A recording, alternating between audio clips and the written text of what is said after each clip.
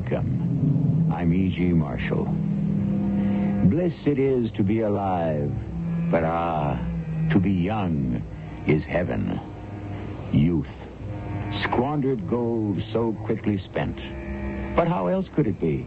If youth were the careful and prudent time of life, how could one enjoy it? If only you could have youth at a mature age, when you would really know what to do with it. But that would be like having your cake and eating it. Well, who says you can't? You want me to become a spy, Colonel? What a horrid word, spy. No, never. Say better, a guide. But you're saying I must... Different? No. Aren't those who ridicule the people's government also very sick? Aren't they also in desperate need of help? Well... As a true friend, have you a choice?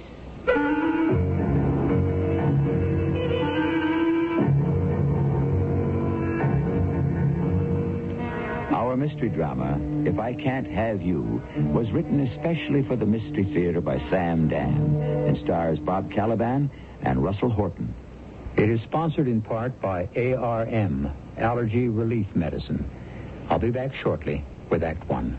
Oh, come on. Stain over paint? Now you can stain over paint with Olympic Latex Stain. Stain over paint? Why, that's impossible. Olympic Latex Stain covers paint with rich, mellow color, cleans up in water, and lasts for years. Great idea. And right now, you'll save $2.50 a gallon on Olympic Latex. July 14th at participating Olympic dealers.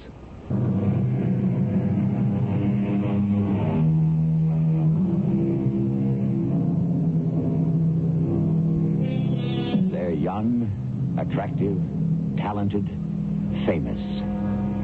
Victor Volovsky plays the violin. Praskovya Suslov is the cellist. Sergei Berdyaev is at the piano. Each is a virtuoso. And they have combined to form this magnificent chamber music trio. They live in a country where this type of music is taken very seriously. They call themselves the February Trio. In their country, February is almost a holy word because it is the month of the Great Revolution, an event that not only changed their nation, but the rest of the world as well. However, here we are in a glittering concert hall where the trio, as usual, is holding its audience spellbound. But, as you will notice, the beautiful harmony, the marvelous blend, the magnificent togetherness seems to exist only on stage.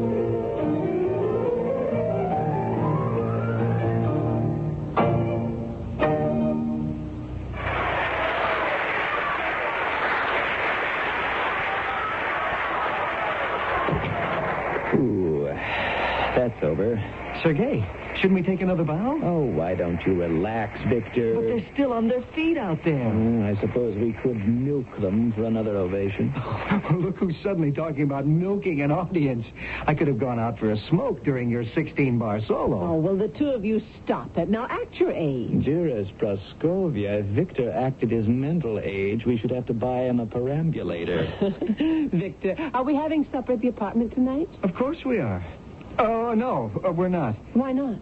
I have an interview for the television. Oh, with whom? With whom do you think? With Mademoiselle Fifi. Why don't you cut it out, Sergei? Her name is Marina Trigorin. You should hear her. Mon cher, you play with such force. Formidable. Where does she come off talking like that? She's a girl from the Donetsk Basin. Her old man's a coal miner. Sergei, you're just jealous. Me? Jealous of whom? What?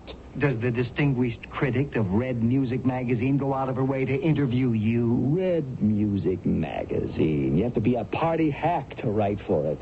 This Marina Trigorin with her pathetic pretensions, masquerading as a person of culture. She's a joke. Well, why do you have to be interviewed at night, Victor? Darling, the program is on tonight. Well, where's the interview to be held? At Comrade Trigorin's apartment. Oh, don't you love the way he says that? Comrade Trigorin. Makes her sound like some serious, austere spinster. And she isn't? Everyone knows she got the job because of certain Physical attributes? Are you going to listen to him and ruin your evening, Praskovia? Well, why don't we all go to the interview? We can't. It's a rather small apartment. Oh? And it will be filled with technicians and cameras and cables. You know, those things turn into a madhouse. And besides, Marina doesn't like to have strangers on the set. Strangers? Well, you know, people who are not directly involved in the telecast. Besides, the poor girl is really quite shy. I'm going home, Victor. Praskovia, darling, you know I could never seriously look at another woman. Just try not to be late. You were a great help, Sergei. You are not being honest with her, Victor. Ah, Sergei. Because one enjoys the nectar of a rose, does it mean one must forego the sweetness of all the other flowers in the field? Oh, Victor, you have absolutely no moral sense. How can you say that? You don't deserve Praskovia. Nobody deserves Praskovia. She's an angel. Too good for any of us. Well, then let us say you deserve her least. And who deserves her most, Sergei? You? I would make her happy. And what do I make her? Miserable. Evidently, she would rather be miserable with me than happy with you. Well, what do you plan to talk about on this interview? I don't know what Marina is going to ask. Oh, yes, you do. Stupid, insipid questions. They're the best kind. Really?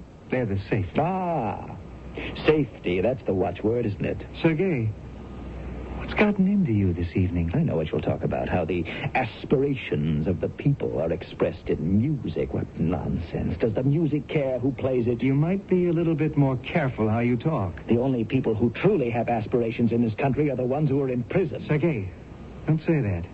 Not even to me. Not even in private. Why, Victor? Would you ever inform on me? How do you know this dressing room isn't bugged? Why can't we talk about the government and what we really think of these insipid television programs? Because we would wind up being exiled to the mines. That's the kind of government we have. Come on, Sergei. When did this country have a government that was any good? For the last 1,000 years, no matter who was running it, didn't the government always oppress the people? So, you admit it. The truth is that tyranny does not affect you and me. It's bad, perhaps, for writers, artists, scientists, people like that, whose stock in trade is ideas. But you and I, we're musicians. We deal in emotions. Aren't we free to concertize as we like? I'm sorry I started the discussion. You refuse to see it. You're angry about Praskovia. What can I tell you, Sergei? The better man won.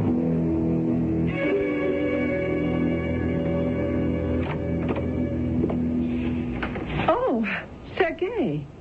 May I come in, Praskovia? All right. I brought some bread and cheese and sausages. I knew with Victor away you'd forget all about supper. You always know how to do the little things. Well, that's probably because the big things are beyond me. Don't say that. I failed to accomplish the biggest and most important thing in my life. Praskovia, what do you see in him? Everything smells delicious. Oh, Sergei, I'm really sorry. He's careless, unreliable.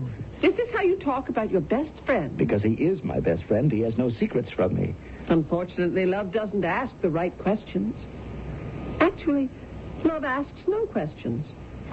If love were sane and sensible, I'd be in love with you. Would you? You're a very logical, dependable person, Sergei. Both feet on the ground. You give a woman a feeling of security. And still, you chose Victor. I didn't choose him. Love chose him. Well, it's almost time for that television program. Must we watch that abomination? No, you mustn't be so hard on people, Sergei. Oh, wait till you hear this woman. You'll think I'm being kind to her. Go ahead. Turn on the set. Good evening, citizens. This is Marina Trigorin with another sparkling melodic page from Red Music. And who is sitting here beside me but the world's handsomest violinist, Victor Ivanovich Velovsky. Darling, show the people that radiant smile. This is going to be worse than I thought. The French have a word for him. Adorable.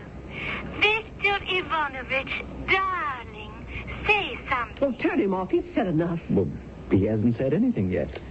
He's already said everything. What do you mean? I can tell by the way they look at each other. What can you tell? Everything. They exchange the glances of a man and a woman who already know each other very well. Oh, turn on the set. But you told me to turn it off. Oh, turn it on. His playing, as everyone knows, is absolutely, as they say in French, comme il faut. Millions know the man of music, but who knows the man himself? Is it true that you and that very sweet Praskovia Suslav, the cellist in your trio, are engaged? Oh, yes. Does Praskovia know how lucky she is? Sometimes. Oh, turn it off. I wish you'd make up your mind. It isn't going to get any better. Is it true that you and that very sweet Praskovia Suslav are engaged? Oh, you'd think I was a chocolate bar. What does he see in her, anyhow? She is pretty. Oh, what am I going to do, Sergei? You could marry me. Where did you find such heavenly sausage? I said you could marry me. Oh, dear Sergei, I don't love you. You think you don't love me. I know I don't love you. Only because you refuse to give yourself a chance. Now, try me for a while. Try you? I love you so completely, you don't have to share me with anyone, especially Mademoiselle Fifi. Oh, this caviar divine. But it's not that good. Love me instead of Victor. No, but you're his best friend. Then why isn't he here to protect his interests? He becomes infatuated easily. But he always comes back to me. One day he'll meet someone who won't let him come back. He may have met her already. Sergei, No, you're worried. Already there are shadows, little lines of care on your adorable face. Praskovia, be in love with me. But I'm not. Try it. Who knows? Perhaps you actually will begin to love me. At any rate, it will do you no end of good. How? Why does Victor feel free to try his wings? Because he is secure in the knowledge that his own little bird will never leave the nest. She will wait patiently, lovingly for him to return. Isn't that so? Oh, well. Why not give Victor something to worry about? What have you got to lose? Praskovia, pretend to love me. What can happen? Either Victor will behave himself, or you will discover that all along, I've been the one for you. I don't know. Look, we shall turn on the television set. No. It should be against the law for one man to be so handsome and so talented. You see how she clutches his arm? Talons like a vulture. Turn it off. How he eats it up. The fool. Shall we give Victor something to worry about? Yes, Sergei. We shall definitely give Victor something to worry about.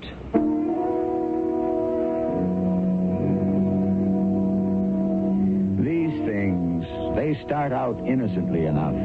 When the loved one's attention begins to wander, someone suggests making him jealous. However, as no less an authority on love than our own George Washington said, when we are young, we are made of highly combustible materials.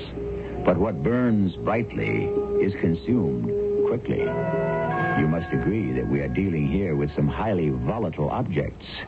We'll have some sparks in Act 2.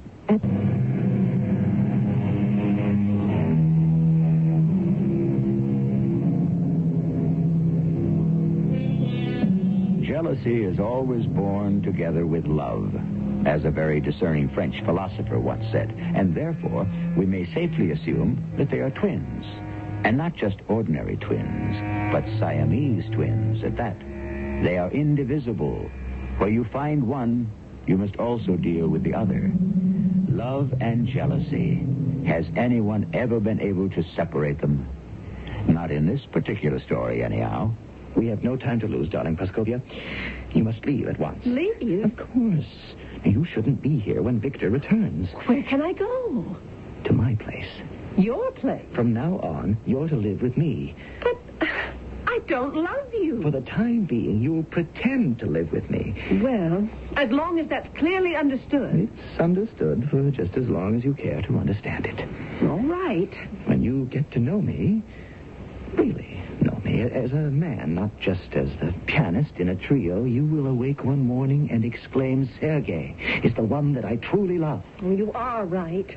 This will teach him a lesson. Absolutely. He'll come crawling back to me on his hands and knees. That stupid television person. Does Paskovia know how lucky she is? Sometimes. Oh, you'll eat those words, my fine Victor.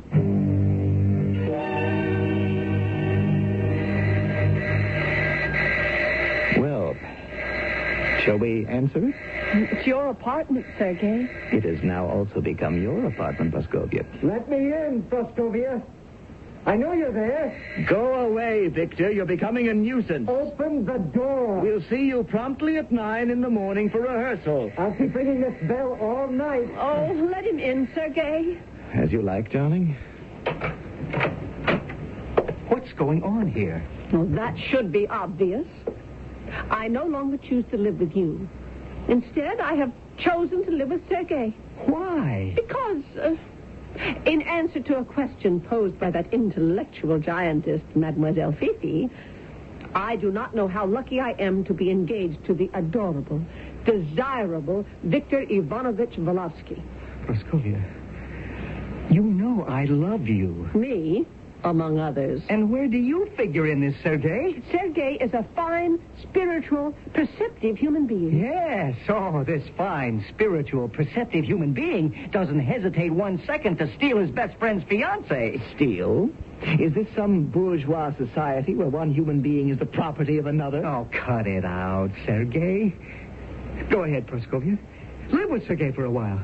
See what a pain in the neck this fine, perceptive human being can be. Spiritual? Oh, you'll come crawling back to me. I may or may not forgive you.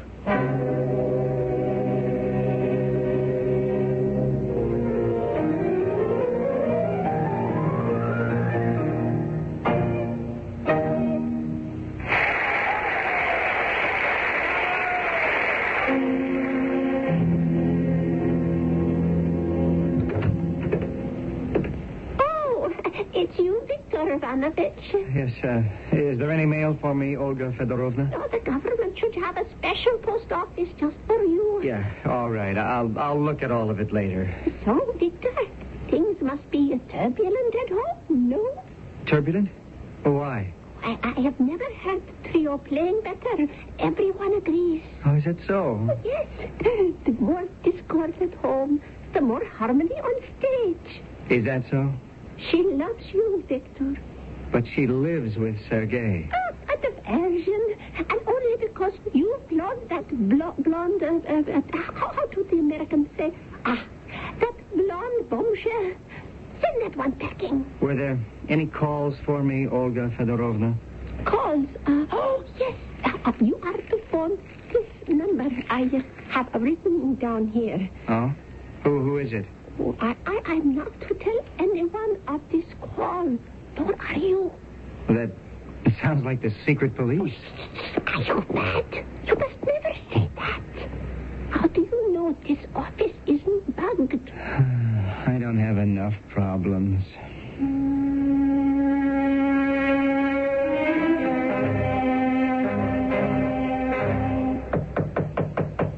Come in. Yes? I was told to see a Colonel Rostov. I am Colonel Svetlana Rostov. Oh.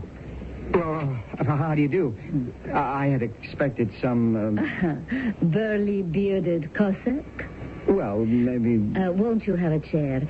Comrade Volovsky? Oh, thank you, Comrade Colonel. And I can tell you right now, the answer is yes. The answer is yes? Well, absolutely. You see, Comrade Colonel, ever since I was summoned here, Invited. Of course, yes. Cordially invited. I asked myself, why should the secret police want... The guardians of the people. That's exactly what I intended to say. Yes, the guardians of the people, who, I might add, never sleep in their zeal. Please continue. Well, I asked myself, why should they want to see me? Me, Victor Volovsky, a musician, a person who has done nothing else in his life but play music. Nothing else? Played music, made love. I ask you, Comrade Colonel, what else is there? You were saying... Oh, yeah, well, I said to myself, the only thing they could possibly ask of me is to have the February Trio play at a benefit concert for the widows and orphans of the secret police. The guardians of the people. Yes, those valiant, ever-watchful guardians of the people. Yeah. When I think of the poor, work-worn widows and those thin, large-eyed children, I tell you, Comrade Colonel, my heart weeps.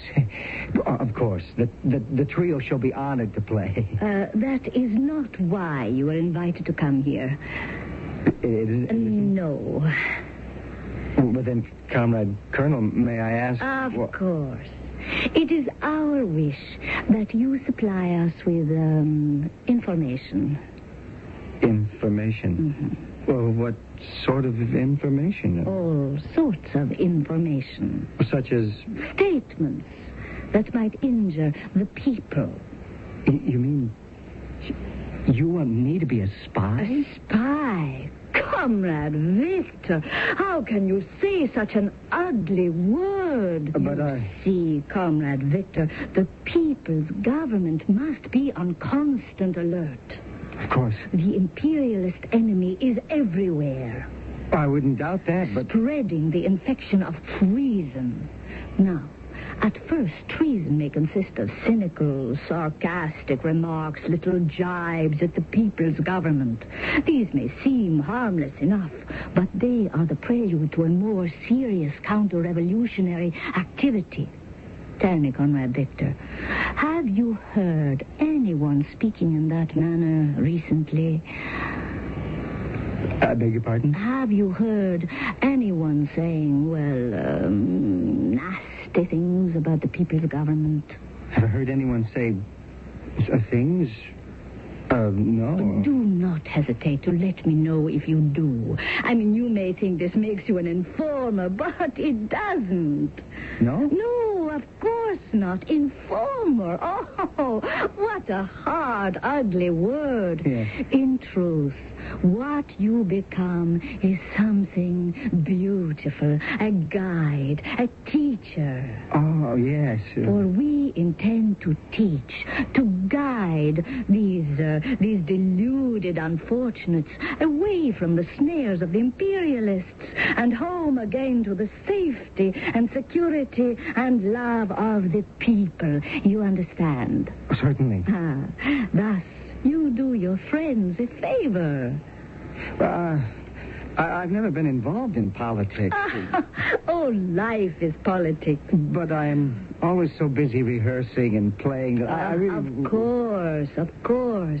But you're not too busy to enjoy the delicious fruits of our glorious people's country. No. So then, like all citizens, you must also perform your duty. Now, I have here your dossier. My dossier? Of course. Everyone has a dossier. Oh. I shall make the following notation in it. Comrade Victor Volovsky, being duly informed as to the serious nature of the task demanded of him, gives his enthusiastic agreement to cooperate completely. You will notice I have inserted the word enthusiastic. You have already earned a plus on your record. Splendid. But what if I don't hear any untoward remarks? A person with as gifted an ear as yours? I'm sure you must hear a great deal dear Comrade Victor. Yes, Comrade Colonel. And I know I'll hear from you soon.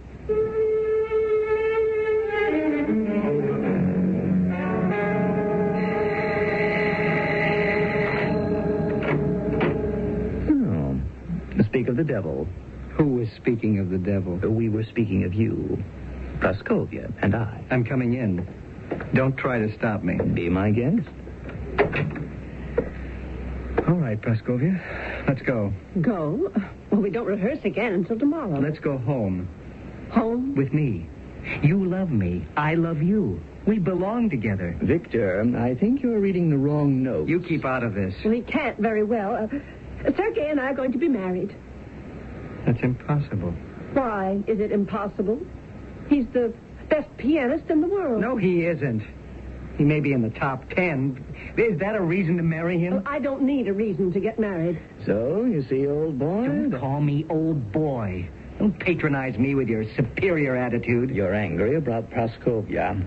What can I tell you, Victor? The exact words you told me. The better man won. Just wish me luck. All right. Sergei, I wish you all the luck in the world. See, Praskovia? He's really a good sport. You're going to need all the luck you can get.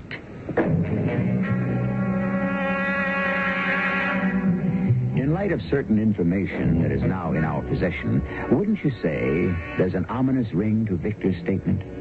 After all, as we have just heard, Victor now possesses a certain power.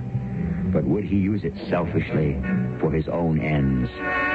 We must wait to find out when I return with Act 3. Help!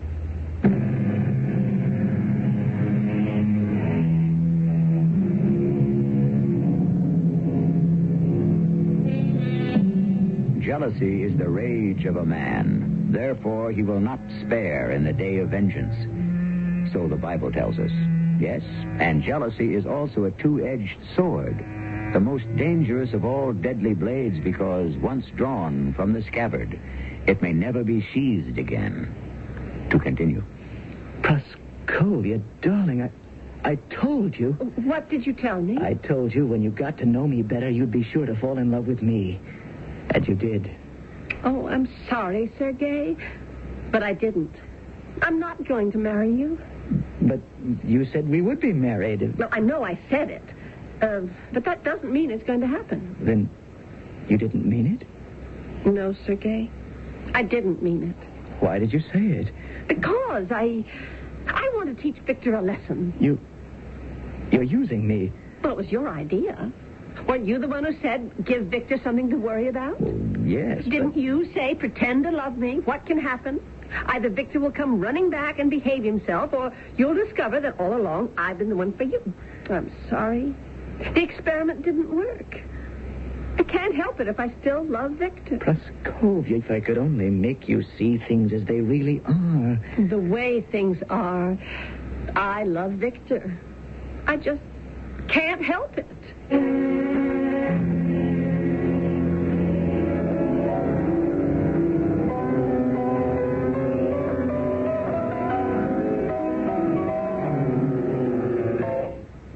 Oh, don't stop on my account. It was very good.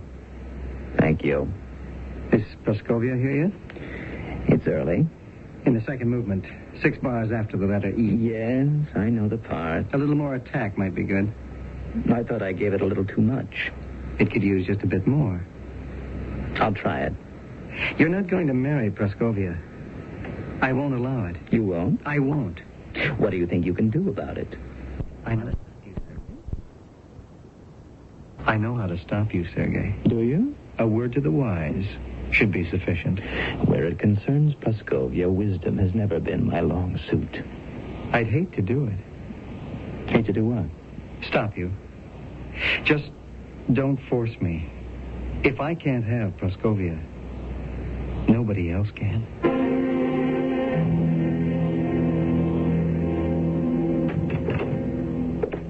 Praskovia, what are you doing?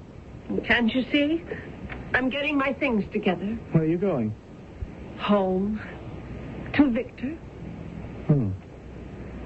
You've decided. There was never really anything to decide. You can't go back to it. Please, Sergei. I'm sorry. Yes. And I'm sorry, too. How sorry, you'll never know.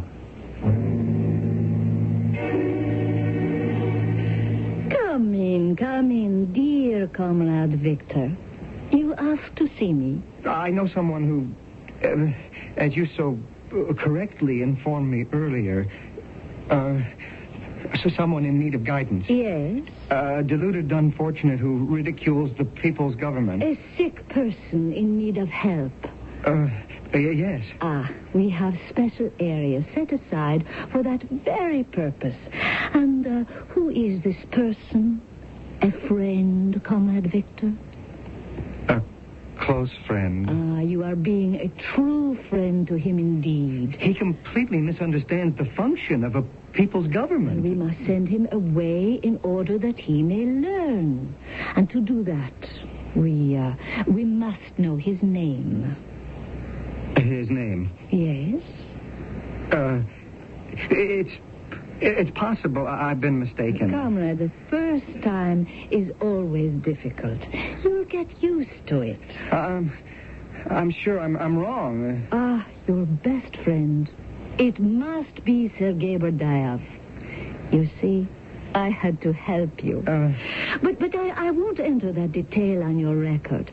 Now, go, comrade Victor, and continue the good work.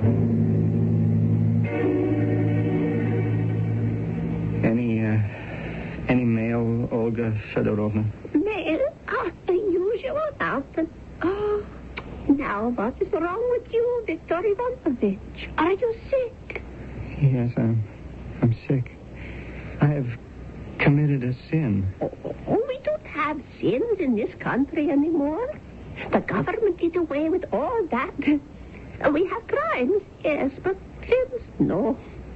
Still, I have sinned. And what have you done? Something so vile, so despicable. Oh, I know who that is. Praskovia? No, your blonde friend. Her? She's the cause of all my troubles. The blondes usually are. I have lost the love of Praskovia. Why do you say that? I saw the way she looked at Sergei. I'm being punished. But do you mind answering that phone? It's for you. Tell Marina I never want to see her again. All right. If that's the way you feel about it. Hello? Who is this? Marina Trigorin. Oh, you want to speak with Victor? Well, he told me to inform you. Just a moment. Hold on, Olga. I'll speak with her. Had there been a taker, I would have won the bet. Oh, hello, Marina? No. I've been busy. Huh? You need more talk for the magazine interview? So I can't come over. I must practice at home. Oh, yes, 4 or 5 hours a day. Well, I wouldn't want you to get your editor angry. If all you want me to do is talk into a tape recorder, yes, all right. I'll be home in 10 minutes. Yes, Marina. Au revoir.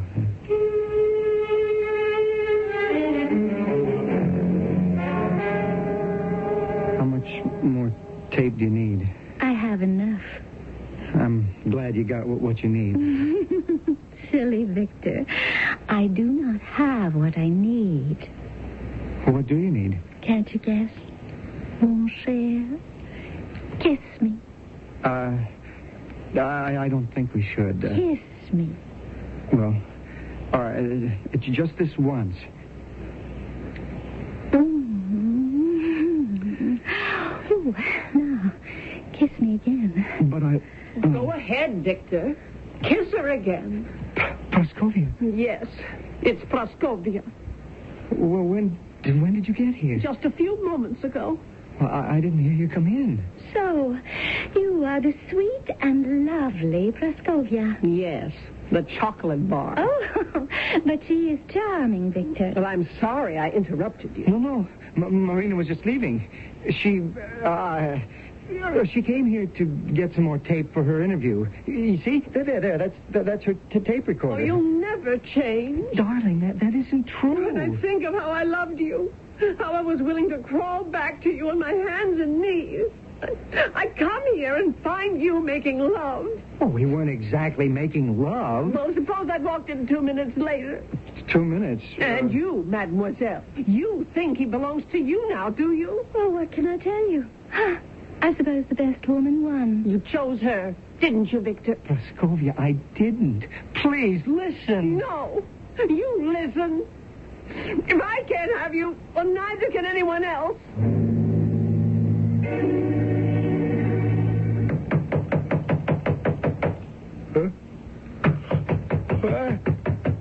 Hey, who's that at the door?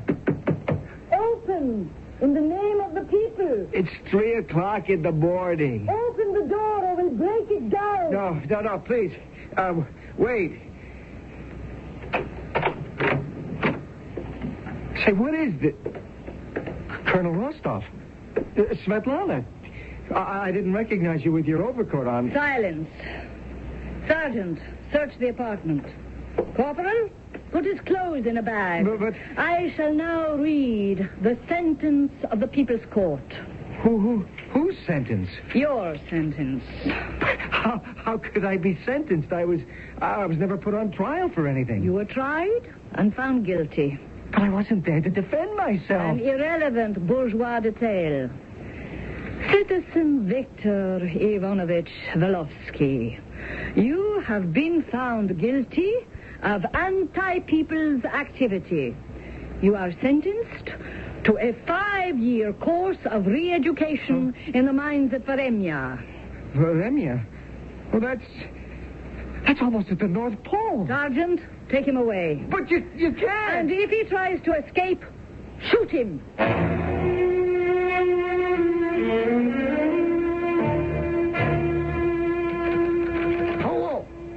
Hello! This is Captain Zlotnik. Shape up. What is this, a rest home or a prison camp? Answer immediately when I call. Send in the new fish. Oh, things are too soft around here. What is your name? I'm Victor Velovsky. It's about time you showed up. Comrade Captain, there's a mistake. There must be a mistake. That's what they all say. You're in the right place. I've been waiting for you. You have, Comrade Captain? And so have the other two. The other two? Yes, at last. I'm going to hear some chamber music.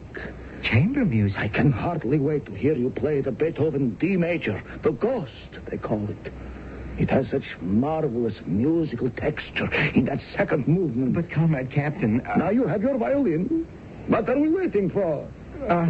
I don't understand. What's to understand? We're going to have a concert tonight.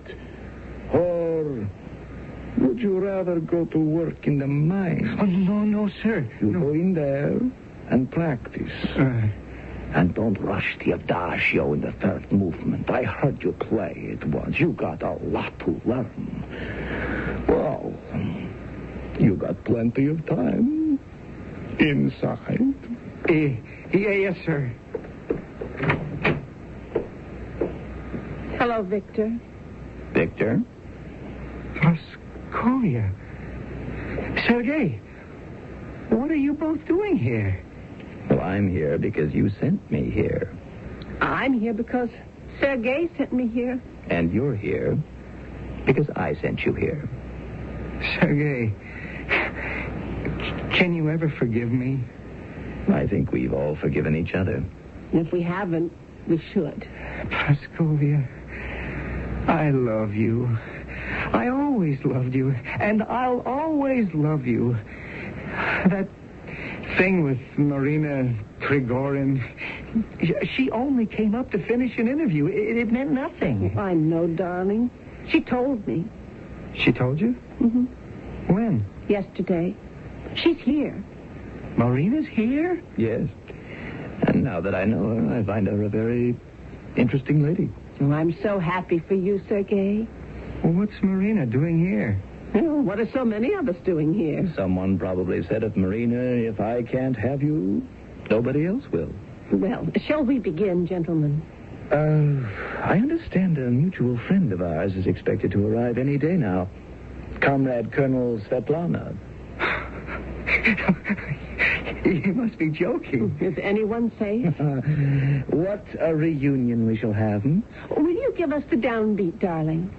And where will it all end? Oh, well. And...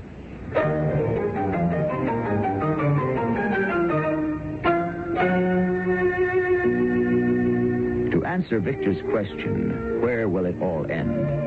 In that kind of situation, obviously it must end when the people inside the prisons outnumber the people who are outside the prisons. At that time, those who are confined break their bonds. However, once free themselves, they begin to build prisons of their own. And so the entire process repeats itself. And what is it called? Why, history. We shall have some further details in a few moments. Your pictures are important, so when you get them developed, take them to a store with a sign that says, "We use Kodak paper," for a good look. Yes, that's what Kodak paper for a good look.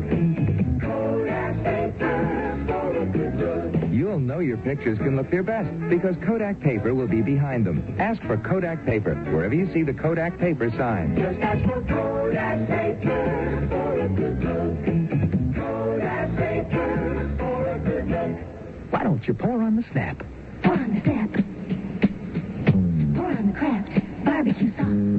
Pour on the snap.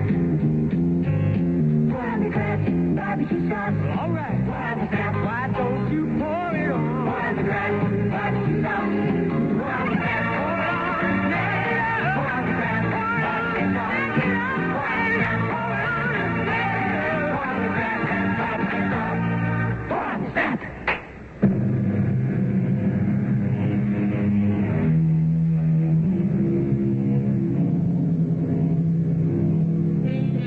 It has been said, and you've heard it before on our show, quis custodiet ipsos custodes? Who shall guard the guards themselves? And not just the armed guards, the ones who carry guns and clubs, but the guards of all shapes, forms, and types, those who attempt to guard our virtues, our morals, our thoughts, our arts, and science and literature, and especially those who are self-appointed. Our cast included Bob Caliban, Russell Horton, Ann Williams, and Carol Teitel. The entire production was under the direction of Hyman Brown. And now, a preview of our next tale. Well, you can add, can't you? Yes, but Get yourself one of these pocket computers if you can. Uncle, I've added it 3 times. It always comes out the same. Then it's correct. Hand it over, I'll pay it. Here. $21.72. Yeah. Good Lord. 2172. The license plate. My address. Now this. Why, it's Uncanny. I kept telling myself it was a coincidence. Just a coincidence. That's all it was. The same number turning up on the same day 3 times. A coincidence. That's all. But that didn't stop a shiver from running through me. That didn't keep me from feeling that the whole thing was uncanny. This is E.G. Marshall inviting you to return to our Mystery Theater for another adventure in the macabre. You've been listening to the OTR Gold Network. Find more classic radio at otrgold.com.